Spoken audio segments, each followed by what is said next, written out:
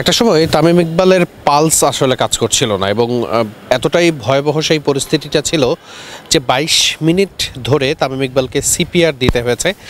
যারা medical science সম্পর্কে জানেন তারা নিশ্চয়ই এটা সম্পর্কে অবগত এবং গুগল করলে আপনারা জানতে পারবেন। এবং ৩বার ডিসি শক দেওয়া হয়েছে তামিম ইকবালকে।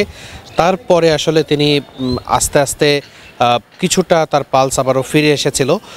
এরপরে তামিম প্রথম অবস্থায় আসলে আমি যদি শুরু থেকে একটু ঘটনাটা বলতে চাই, সেটা হচ্ছে যে তামিম ইকবাল সকালবেলা যখন টস করেন তখন থেকে তিনি আসলে কিছুটা অস্বস্তিতে ছিলেন এবং সেই অস্বস্তি একটা পর্যায়ে যখন অনেক বেশি মাত্রায় তিনি অনুভব করছিলেন, সেই সময় তিনি মাঠ থেকে বেরিয়ে আসেন এবং প্রথমে তিনি গ্যাসের সমস্যা অনুভব করেছিলেন, গ্যাসের ওষুধও খেয়েছিলেন এবং এর পরবর্তীতে যখন পরিস্থিতির অবনতি হচ্ছিল অর্থাৎ তামিম ভালো বোধ করছিলেন না, তারপরে আসলে তাকে নিকটস্থ যে চিকিৎসা কেন্দ্র রয়েছে বিকেএসপির সেখানে নিয়ে যাওয়া হয়েছিল এবং এর পরবর্তীতে যেটা জানা গেছে যে তিনি জানতে পারেন বা ওখানে যারা চিকিৎসক ছিলেন তারা বুঝতে পারেন যে আসলে তামিমের যে হার্টের একটা সমস্যা হতে পারে। এর পরবর্তীতে আসলে একটা হেলিকপ্টার সেখানে আনা হয় খুব জরুরিভাবে এবং সেখানে যখন তামিম ইকবাল মানে হেলিকপ্টারের মাধ্যমে তিনি দ্রুত ঢাকায় আসতে চেয়েছিলেন, তিনি নিজেও চাচ্ছিলেন দ্রুত ঢাকায় আসার জন্য এবং সম্ভাব্য এভার কেয়ার হসপিটালে তাকে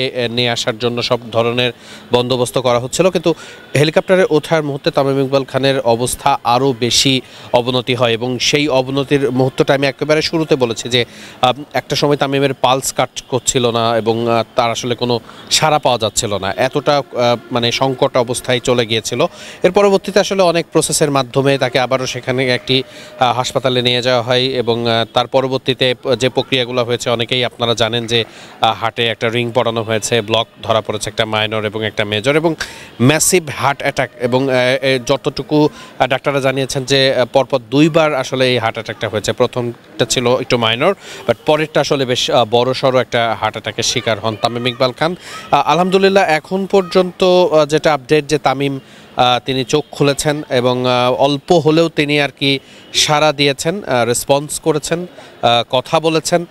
এটা আসলে একটা বড় খবর। কিন্তু চিকিৎসকদের সঙ্গে কথা বলে যতটুকু জানা গেছে এই ধরনের কেসে সাধারণত পরবর্তী 48 ঘন্টা পর্যন্ত খুবই নিবিড় পর্যবেক্ষণে রাখাটা বাধ্যতামূলক, কারণ এর মধ্যে যে কোনো সময় আসলে আরও একটি যদি মাইনর বা মেজর অ্যাটাকের সম্মুখীন হওয়ার চান্স অনেক বেশি থাকে, সেক্ষেত্রে কিন্তু রোগীর অবস্থা আবারও নতুন করে খারাপের দিকে যেতে পারে যে কোনো সময় এবং এই কারণে আসলে খুবই সতর্ক অবস্থায় তামিম ইকবালকে থাকতে হচ্ছে। আজকে বাংলাদেশ ক্রিকেট বোর্ড কার্যালয়ে পূর্ব নির্ধারিত বোর্ড সভা ছিল, সেটাও কিন্তু ইনস্ট্যান্ট বাতিল করা হয়েছে। বোর্ড কর্মকর্তা থেকে শুরু করে even Bafufe Bangladesh cricket board সভাপতি ফারুক আহমেদ তিনিও কিন্তু ছুটে গেছেন সেই হসপিটালে এবং বোর্ডের সব কর্মকর্তারা সেখানে চলে গেছেন। আপনারা মিডফিল্ডের আরও একটি ভিডিওতে নিশ্চয়ই দেখেছেন তামিম ইকবালের স্ত্রী এবং তার ভাই তারাও আসলে সেখানে পৌঁছে গেছে এবং এখন আসলে পরিস্থিতি কিছুটা অনুকূলে বলা যায়। মানে আগের থেকে তামিম ইকবাল অনেকটাই রিকভারি করেছেন,